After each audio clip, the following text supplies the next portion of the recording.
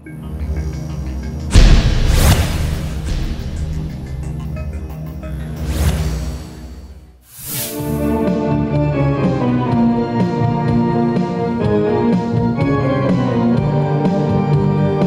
conversa vai ter duas partes. Na primeira parte nós vamos falar um pouco mais sobre essa questão de harmonia, sobre essa questão de estética, sobre essa questão do belo que atravessou os tempos. Vamos falar da estatuária, da pintura, e vamos ter uma outra parte que vai ficar com a Natasha, que vai colocar essa beleza na música para todos nós, né? Então vamos falar um pouco da arte na divulgação da doutrina espírita. Nós trouxemos aqui uma frase do Leon Denis, abrindo os nossos trabalhos, que fala que o papel essencial da arte é expressar a vida com todo o seu poder, a sua graça e a sua beleza. Então, um papel, né, na arte, ela não existe meramente porque existe, ela tem uma função, ela tem uma tarefa. Esse despertamento da vida, né, o poder, a graça e a beleza, isso é essencial, porque nós realmente precisamos perceber a vida assim, deixar que ela desperte dessa maneira dentro de nós e verificar como ela está viva, cheia de poder, graça e beleza à nossa volta, tá certo? Então, o que é nessa história a doutrina espírita, a divulgação e a arte? É o que a gente vai trabalhar um pouco aqui com vocês. Primeiro, esse conceito de doutrina espírita é uma ciência que é uma filosofia e também é uma religião. Na verdade, isso é um todo. Não é uma ciência, uma filosofia, uma religião. É uma coisa só. Isso é um conjunto, não é? Ela tem por objetivo estudar o princípio espiritual e as suas conexões com o princípio material no processo de criação, de desenvolvimento e da evolução. A doutrina espírita é um roteiro de vida, uma maneira de ser comprometida com o bem. O que a gente está dizendo com isso é que não é literatura, não é um conjunto de livros, não é uma cogitação acadêmica. A doutrina espírita é uma maneira de viver. E nós que somos aprendizes do espiritismo, temos que ajustar a nossa maneira de viver à maneira espírita de viver. Esse é o que é o conceito, né? Então, essa é a ideia da doutrina espírita. A divulgação espírita é um conjunto de meios utilizados para tornar comum, a ideia de comum, né? Comum, unificado, o conhecimento e a maneira de viver espírita. Então, nós aprendemos o espiritismo, aprendemos estudando, convivendo, né? Mas temos que viver o espiritismo lá fora, no nosso ambiente de trabalho, no nosso lar, né? No mundo. Então, nós temos que divulgar, né? Transformando isso numa maneira comum de ser. Os métodos são métodos intelectuais, de entendimento, cognitivo, de compreensão, e através dos sentimentos, os métodos chamados sensitivos. Nós aprendemos não apenas com um dos lados do cérebro, aprendemos também com o outro, não é? Então, de um lado a parte racional, a parte lógica, do outro lado a parte emocional e a parte intuitiva. Esse conjunto tem que estar integrado. A divulgação tem que levar isso em conta. De um lado, cultura, de outro lado, sabedoria. A cultura é externa, a sabedoria é de profundidade. A gente acabou de ler uma mensagem. A leitura simplesmente é um ato cultural, mas a reflexão, a interiorização e a vivência do que nós acabamos de ler, aí é a sabedoria. São coisas, não podemos ficar só na cultura espírita. Isso aqui é o Instituto de Cultura Espírita, né? Mas a mensagem é que, para além da cultura espírita, existe a vivência, a experimentação do modo de ser espírita. E assim, isso é a sabedoria espírita. Arte. Nós trouxemos aí uma ideia de Emmanuel, do Consolador, né? Na pergunta 161. A arte pura é a mais elevada contemplação espiritual por parte das criaturas. Veja, contemplação espiritual. Então, quando você olha uma rosa, não é? O que você vê? Não é? Quando você olha uma criança, o que você vê? Quando você olha o pôr do sol, o que você vê? Então, não é apenas ver com os olhos, mas é sentir, é mergulhar naquilo, não é? Na profundidade. Então, a arte pura é a mais elevada contemplação espiritual por parte das criaturas. Ela significa a mais profunda exteriorização do ideal, a divina manifestação desse mais além que polariza as esperanças das almas. Então não é apenas você desenhar coisas, ou cantar coisas, ou tocar coisas. A arte é algo mais relevante, mais importante. É uma espécie de alavanca que ajuda você a sentir a criação, a compreender a criação, né?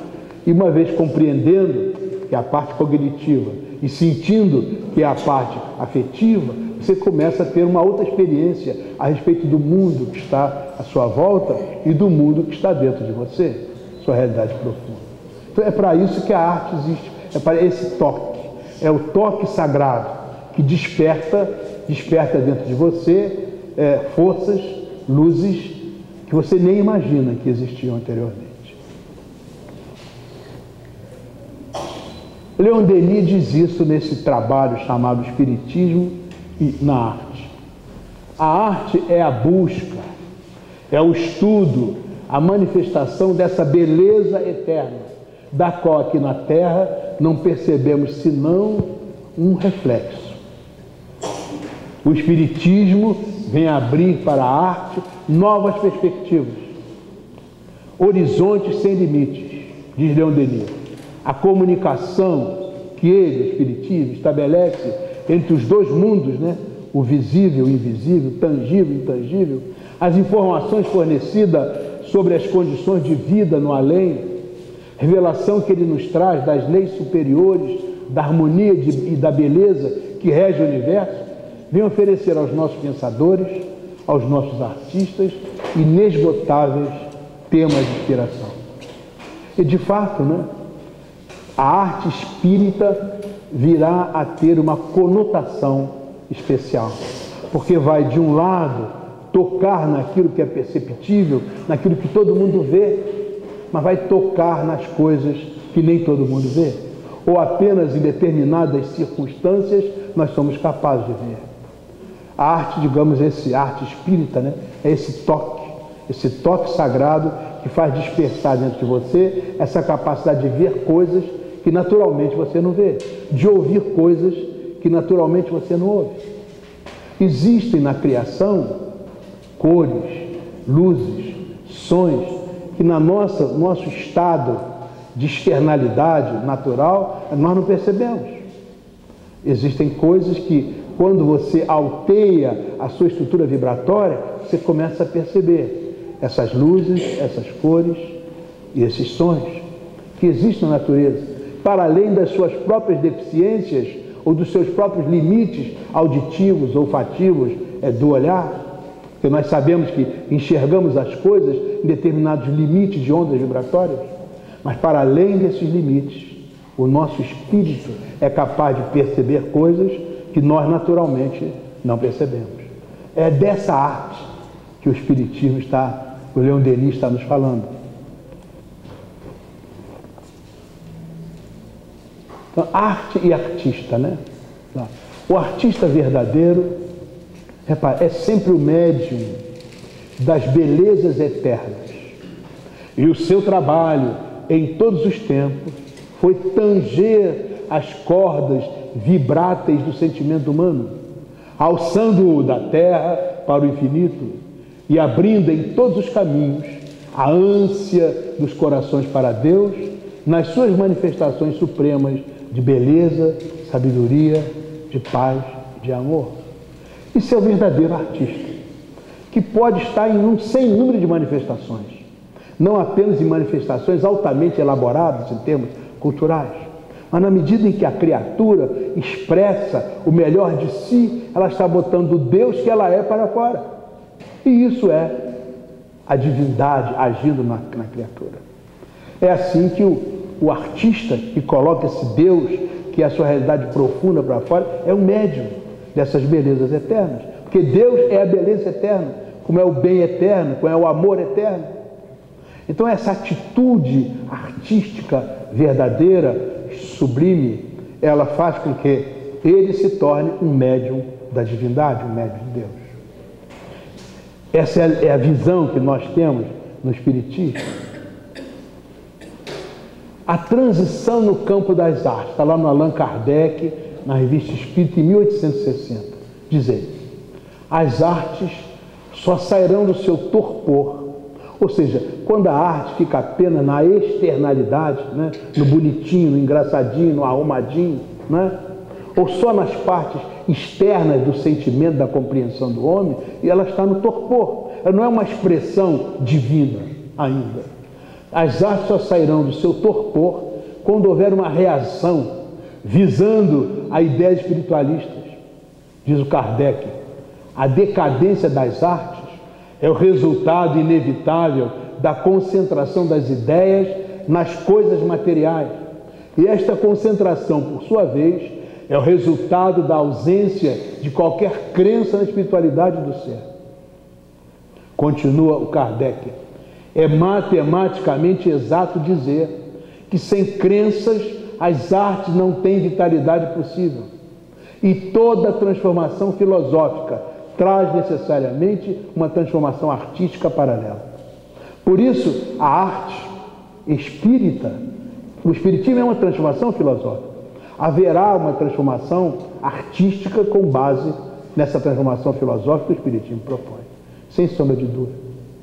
Quando você olha, por exemplo, a arte na Idade Média, a arte medieval, a estatuária, a grande quantidade de escultores colocava só a sua competência, a sua habilidade, não tinha uma leitura mais profunda do ser.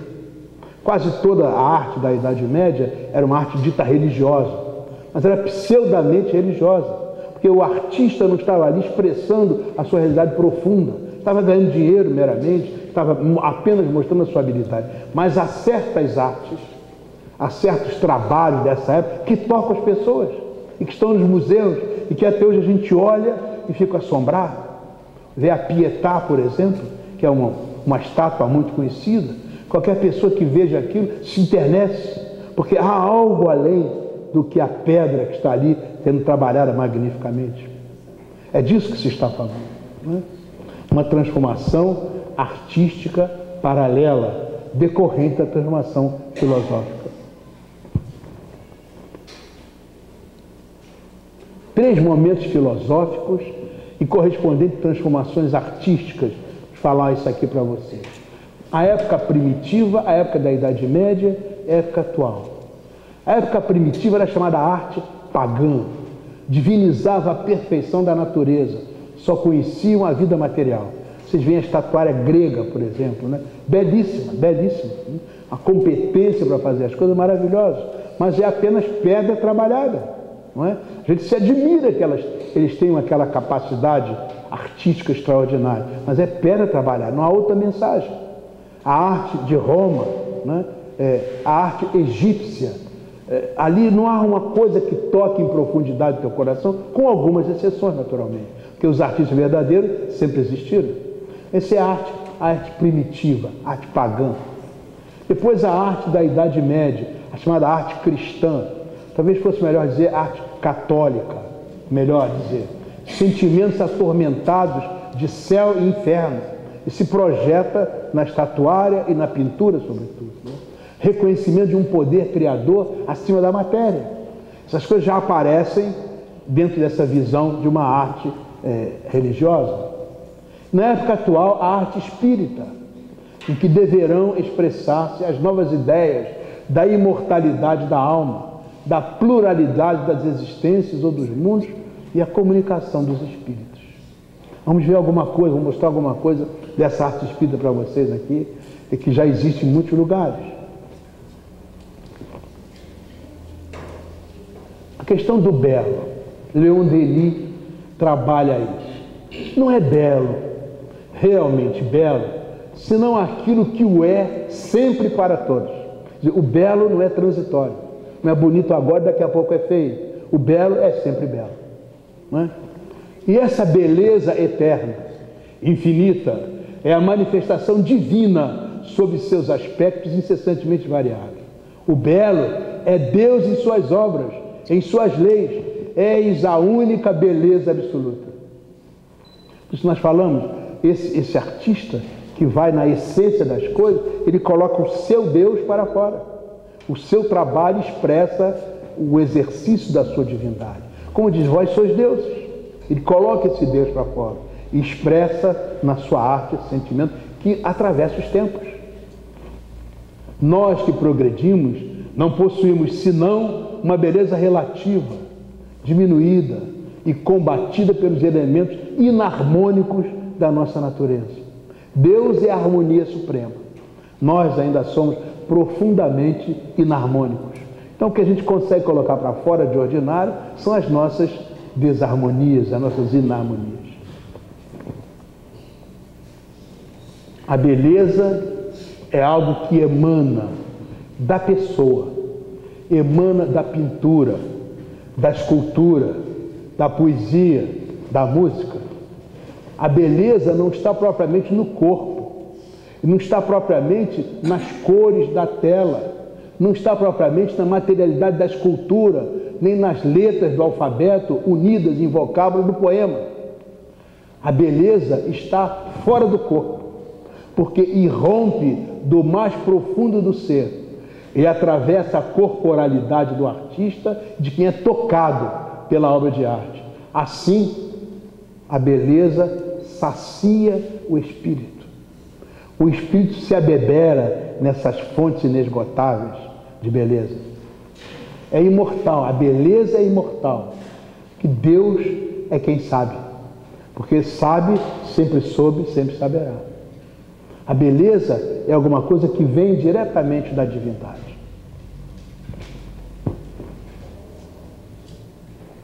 O artista verdadeiro, ele é sempre o médium das belezas eternas, e o seu trabalho em todos os tempos foi tanger as cordas mais vibráteis do sentimento humano, alçando-o da terra para o infinito e abrindo em todos os caminhos a ânsia do coração para Deus, nas suas manifestações supremas de beleza, sabedoria, de paz e de amor. Isso está nas cantigas populares, isso está nas grandes óperas, mas às vezes nas grandes óperas também não está. Às vezes nas cantigas populares também não está. Às vezes está na pintura de um pintor refinado, mas às vezes está num desenho que uma criança faz.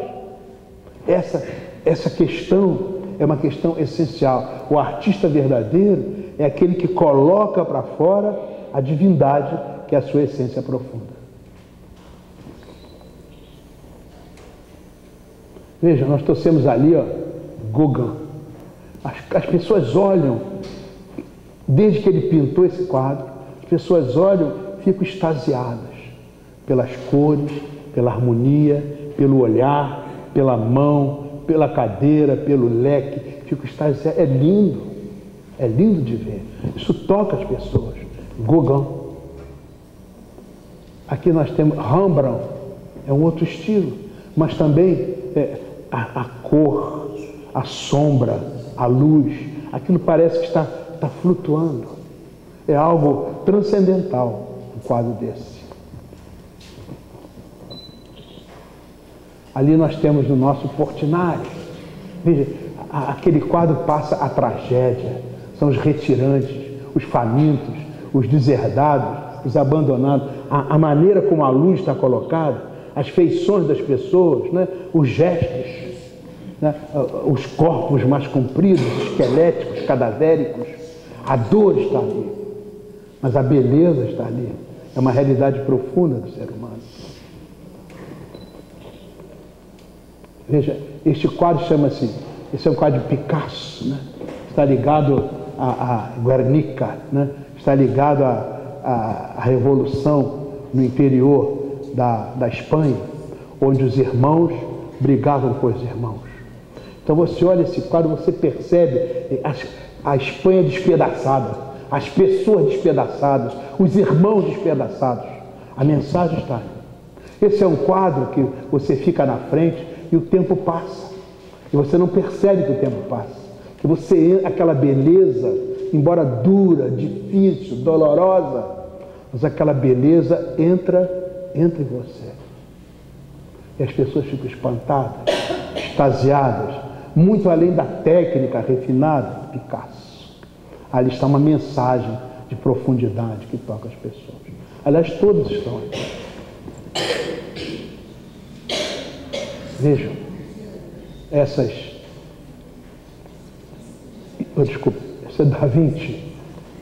As pessoas no Museu do Louvre são aquelas filas e filas e filas para ver um desenho desse tamaninho, que é a Mona Lisa desse tamaninho, um quadro pequenininho. Isso fica dentro de uma parede, dentro de um cofre. E as pessoas vão lá para tentar entender aquele sorriso enigmático, né? A mensagem que está ali. Ou então a Santa Ceia, né? Que é uma coisa ao mesmo tempo. Repare, parece que as pessoas se movem. Parece que as pessoas se movem. O jogo de luz, a perspectiva, mas sobretudo a mensagem que está ali, sabe? Isso toca as pessoas. As pessoas se emocionam. Embora sejam coisas que a gente já viu e muitas vezes, a gente sempre se emociona quando vê isso. Porque não é só muito bonito, há uma mensagem por trás disso. Como disse o Leon Denis, médium, né? Este é um homem que diziam que era louco, né? Van Gogh. Repare, este é um quadro maravilhoso. As cores, né? A distribuição das cargas vibratórias. Lindo, que vai varar os tempos. Muita gente diz assim, não, isso não é muito bonito, não é muito arrumado. Mas não, esse é o conceito externo de beleza, de arrumação. O que está se falando é nessa força que vem desses girassóis, muitos deles já caindo, já morrendo.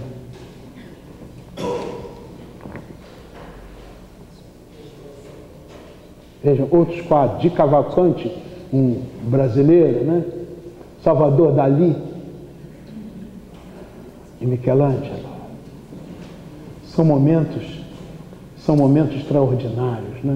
Não é só a questão das cores, das luzes, não é apenas a perspectiva, mas há uma mensagem em que você olha e alguma coisa vai tocar o fundo de você, sabe? Por isso esses quadros varam os tempos, eles não têm preço, porque isso nos fala de Deus. Quando você entra lá no Vaticano e vê aqueles dedos se encontrando, né? O Senhor se encontrando com o homem, fazendo a criação, dá vontade de chorar. Quando você vê toda aquela pintura, não é só a dificuldade como aquilo foi feito lá no teto, né? Mas é uma maravilha de cores, de luzes, é a beleza verdadeira. Tá? E a mensagem, né? O Senhor dando vida ao homem.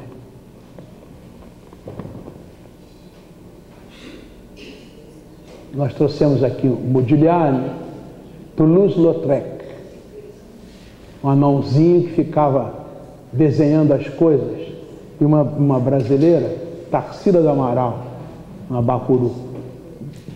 São expressões mais modernas da arte, mas todas elas você encontra essa beleza transcendental, esse toque sagrado, essa alguma coisa que mostra que o homem ele se diviniza usando cores, luzes, ele bota para fora essa criatividade. A pintura mediúnica, reparem, pintura mediúnica são quadros pintados por médiuns em pouquíssimos minutos. Aos poucos, a espiritualidade está vindo cada vez mais a alavancar essa capacidade das pessoas. E daqui a pouco você não precisa estar mediunizado para pintar essas coisas lindas, maravilhosas. Não precisa botar o nome de artistas famosos. É você mesmo que vai fazer. Você faz isso em oração, sabe? Num estágio de profundo mergulho amoroso, e você vai pintar aquilo que o Kardec falou, a pintura espírita. Uma pintura cheia de transcendentalidade, cheia de beleza, que está cheia, profundamente cheia de amor. Mas a pintura sempre existiu. Essa pintura rupestre foi encontrado, desenhado numa caverna lá no interior da França. Diziam que alguns que eram uma espécie de um ritual religioso, que os homens iam caçar, então eles desenhavam o animal que eles queriam caçar e faziam danças rituais dentro da caverna. Depois eles iam lá, caçavam e vinham fazer agradecimento, porque desenharam aquilo, conquistaram aquilo que tinham desenhado. Mas na verdade são expressões artísticas que têm aí muitos anos, muito antigos. Quer dizer, a expressão de que você vai pintar, desenhar alguma coisa que depois vai se concretizar, essa expressão é muito antiga na criatura humana. Inicialmente algo ligado à caçada, né? Algo ligado à comida, à alimentação, mas você vai sutilizando isso. Quando você chega na cultura espírita, né? Na lei da pintura espírita, você não está interessado em comer esse animal, em matar esse animal, os seus interesses são outros. Mas o princípio fundamental, essencial, é o mesmo. Ali está. A arte será sempre uma só, na sua riqueza de motivos, dentro da espiritualidade infinita, porque será sempre a manifestação da beleza eterna, condicionada ao tempo e ao meio dos seus expositores. Ele não tinha muitos recursos para pintar aquilo ali, né? Mas fez. Arte cristã primitiva, a gente acha arte nas catacumbas do século I ao século IV, nos cemitérios. Tá? A fase cristã primitiva dos anos 330 a 500 depois de Cristo. Arte bizantina, de influência grega, asiática, europeia. O ramo ocidental da igreja no século X, arte românica e bárbara, estatuária pagã adaptada, símbolos, pequenos animais como pássaros, corças, etc. Começa a sair da pintura para a estatuária, trabalhar pedra, né? Mas interessante que os gregos usavam um instrumento de ferro, onde eles pegavam e marcavam o pedaço de pedra onde ia ficar a cabeça, o busto que eles iam produzir. Aquilo que marcava o que ia ficar era um aparelho de ferro que eles batiam. Esse aparelho em grego chamava-se caractos, e que deu na nossa língua o caráter. É realmente aquilo que marca a pessoa, né? Interessante. A questão do renascimento, a pintura no renascimento. Pintura, escultura, estatuária, o domínio do claro e escuro e a produção de pigmentos. Eles mesmos faziam as suas tintas, né? Grandes gênios da pintura e uma revolução na música que aparece no Renascimento, mostrando aquilo que está certo, aquilo que o Kardec falou. Cada vez que você tem uma mudança filosófica, você tem uma mudança de arte. Inevitavelmente vai acontecer. Havendo uma mudança da filosofia para a filosofia espírita, fatalmente virá uma arte espírita. Nós estamos vendo já o prelúdio, o início dessas coisas. Então ali está a musa da música, né? Com Apolo. Ali se vê muito claramente aquela questão do claro e do escuro, né? A luz está entrando pela esquerda, né? Provocando toda aquela formosura que nós estamos vendo. Um pouquinho de música, né? Veja que coisa interessante. A melodia é para a luz, o que a harmonia é para as cores do prisma.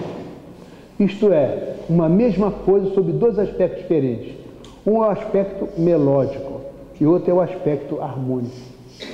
Platão dizia isso, olha, a música é uma lei moral. Que coisa interessante, né? Dá alma ao universo, a música dá alma ao universo.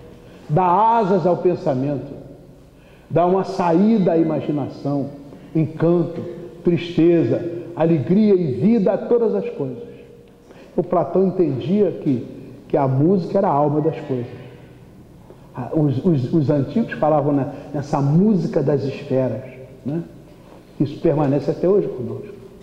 A música é a essência da ordem e eleva em direção a tudo que é justo, bom e belo, e do qual ela, a música, é a forma invisível, no entanto, deslumbrante, apaixonada e eterna.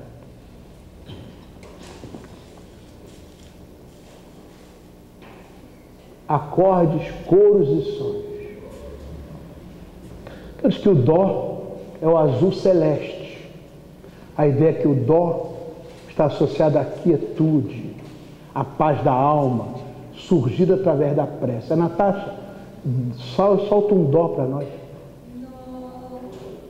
Mais longo, o pessoal perceber. Quietude, paz da alma, surgida através da prece. O Mi é uma emanação da luz solar. É a força no amor e o desejo de amar. A Natasha, o Mi, por favor.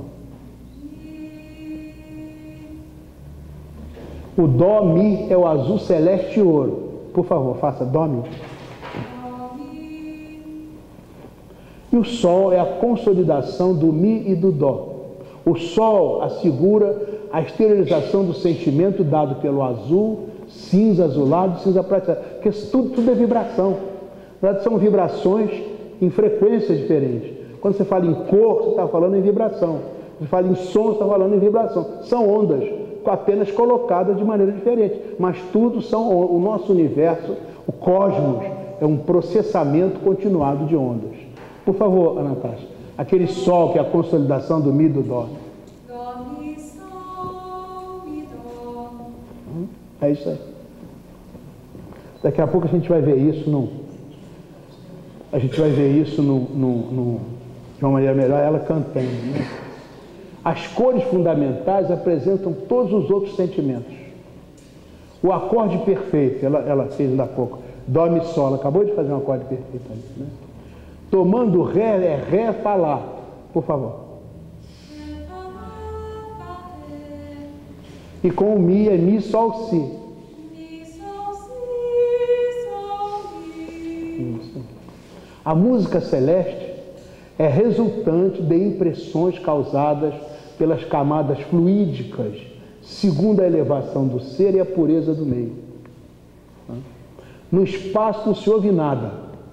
Sente-se a harmonia. Repara, não é ouvido, né? É sentir. Sente-se a harmonia dos fluidos e não a dos sonhos. Está lá em Massenet, no capítulo C do Espiritismo na Arte, diz Leon Denis. Massenet foi um grande músico, né, entre nós.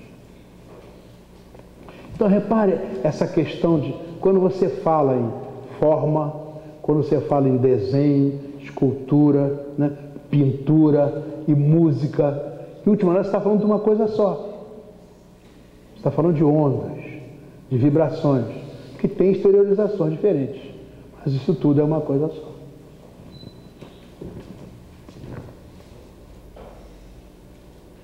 O verdadeiro espírita, artista e divulgador, né? Então diz ele, a Ivone Pereira, está lá no Devassando o Invisível. O artista enamorado do ideal da perfeição jamais acarreta perversidade nos próprios atos. Porque é o artista verdadeiro, ou seja, está no exercício da sua divindade. E se existe da divindade, nós somos deuses, Deus não faz nada que prejudique, nada que seja perverso, nada que seja ruim. Não é verdade? A constante comunhão com o belo torna bondosos os verdadeiros artistas. Estava me lembrando, eu não sei se vocês devem conhecer, talvez, os três tenores, né? Os três tenores, né? São famosos. Pois um deles ficou muito doente e não tinha recurso para se tratar, né? E afinal encontrou uma clínica que o acolheu e o tratou graciosamente, onde ele se curou. Depois ele descobriu que essa clínica era de um dos três tenores, né? Que, na verdade, aparentemente, eles viviam em atrito constante. Viviam em briga um com o outro. Mas era uma briga muito mais... A realidade profunda é que o outro, olha, a comunhão com o belo torna bondosos os verdadeiros artistas. Isso é um exemplo perfeito, né? Perfeito dessa situação, da nossa Ivone Pereira. Então agora eu queria preparar a Natasha, né, para vir mostrar o outro lado, né, do nosso trabalho. A música como uma experiência de paz. Quer dizer, eu queria que vocês ouvissem a Natasha, não apenas ouvissem os sons dela, mas tivessem essa experiência íntima da divindade se expressando de alguma forma e tocando a essência de vocês. Então a Natasha, sua música, sua alegria, sua paz e o seu amor. Lembrando disso, como disse Chico Xavier,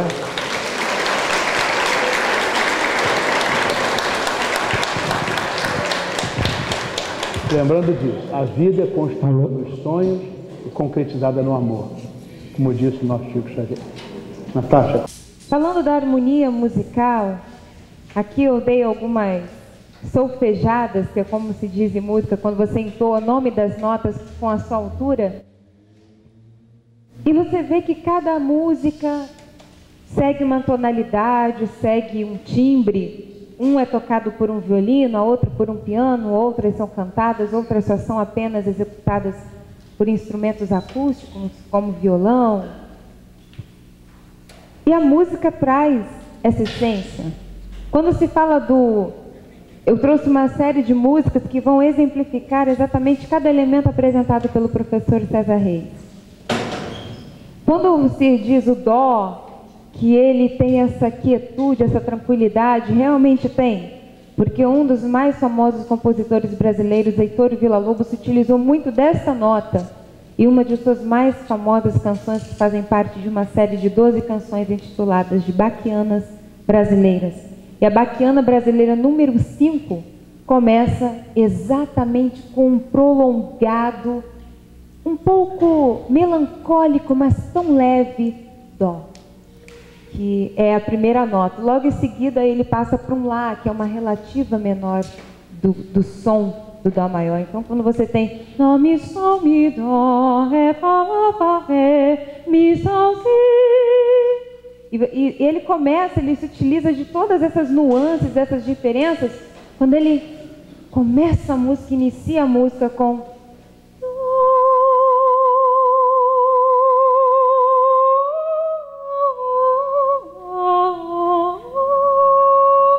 então ele começa com esse prolongado dó.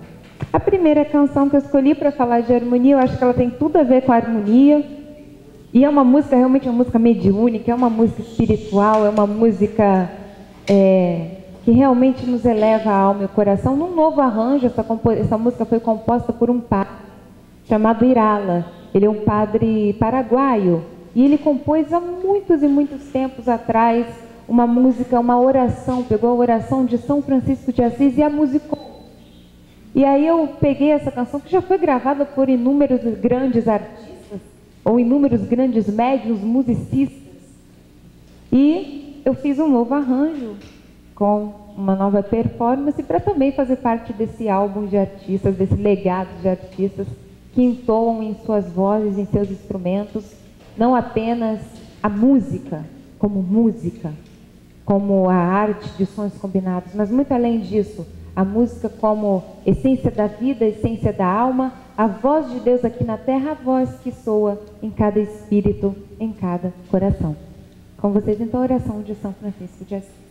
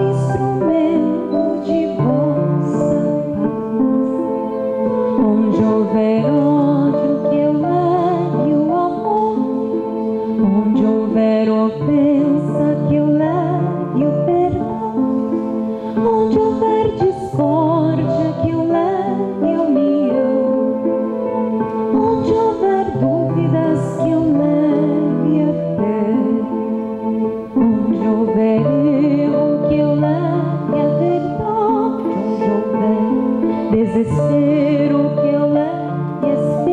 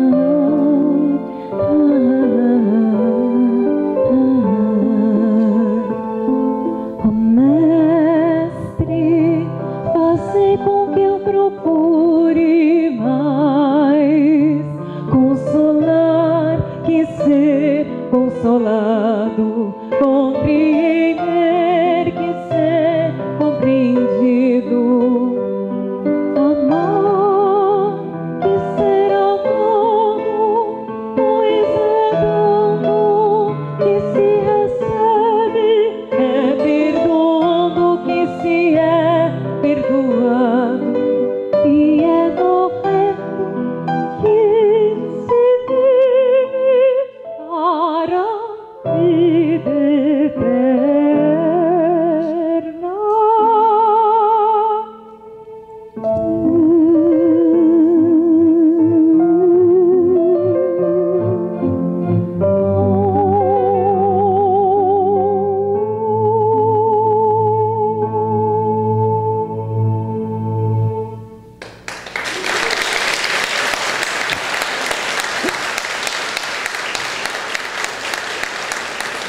Obrigada.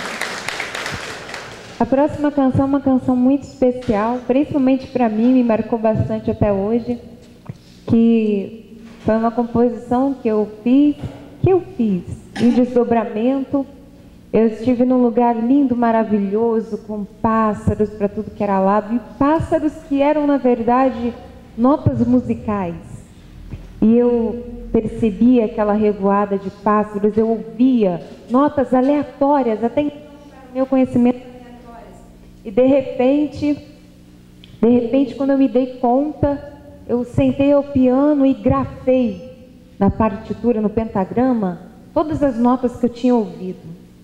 Na manhã seguinte, depois de passado aquele fenômeno fantástico e aquela minha lembrança fabulosa do cenário, do som que se ampliava pelo espaço infinito, sentei ao piano, olhei para a partitura e comecei a dedilhá-la calmamente ao piano.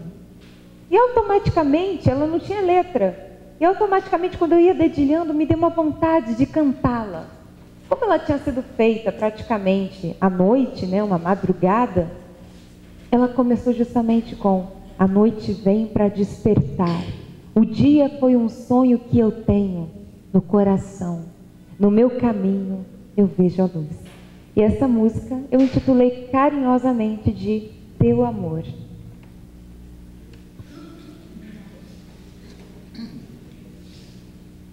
A noite vem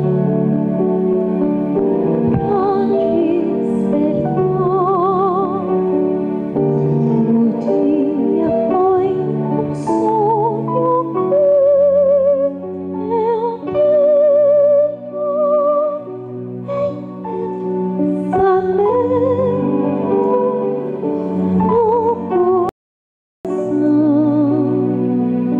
No meu caminho vejo a luz, a noite vem pra despertar, o dia foi um sonho que eu tenho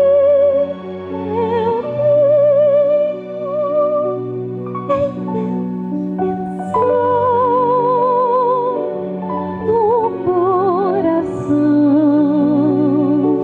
no meu caminho vejo a luz chegar. Teu amor é todo meu, e o teu amor, amor, é tudo meu. A noite vem pra despertar, o amanhã já veio nos acordar pra nos trazer ao coração a luz e o sol, o sol.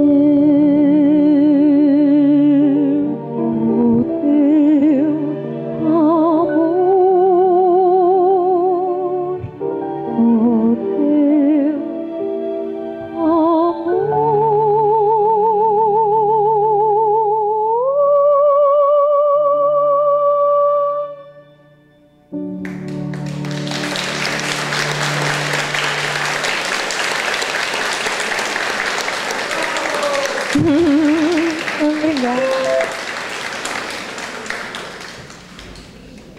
A próxima canção é uma canção também cheia de repleta de harmonia e de uma grande médium na área da música, principalmente no que diz respeito à música do sentimento, a música do coração. Adileia Rocha da Silva, carinhosamente chamamos nós de Dolores Duran. Ela compôs uma das músicas lindas, músicas belíssimas, não só quando encarnada no plano físico, mas também depois de desencarnada. E ela compôs uma célebre pérola do cancioneiro da MPB, que ela carinhosamente intitulou de A Noite do Meu Bem, uma grande homenagem e um grande símbolo da harmonia existente nesse sentimento que responde pelo pequenino nome de amor. Então, de Dolores Duran, A Noite do Meu Bem. Percebam que nesse instrumental eu fiz questão de fazer um som de caixinha de música. Então, de Dolores Duran, A Noite do Meu Bem.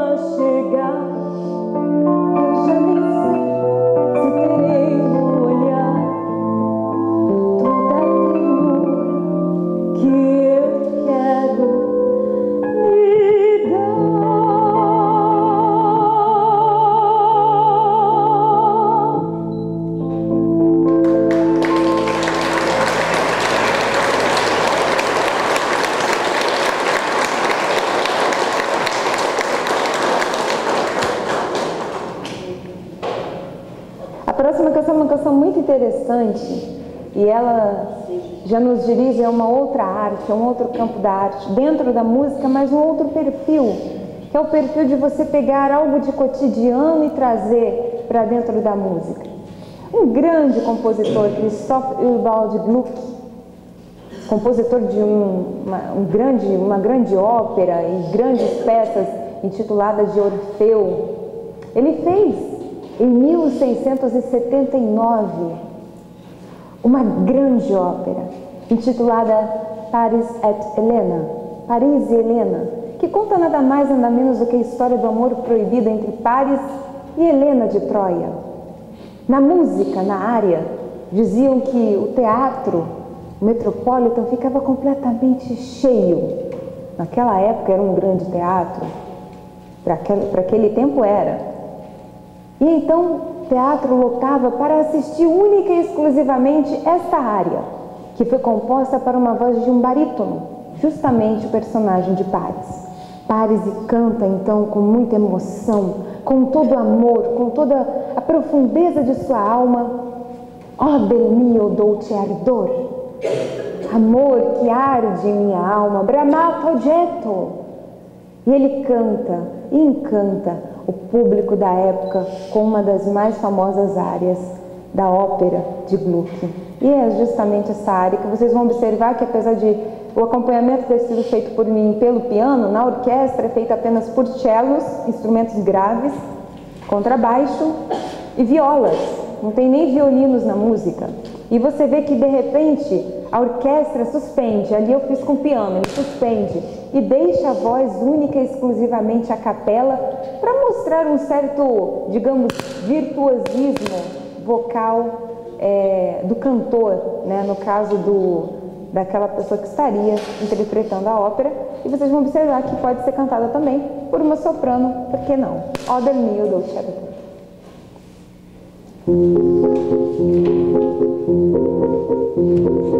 Oh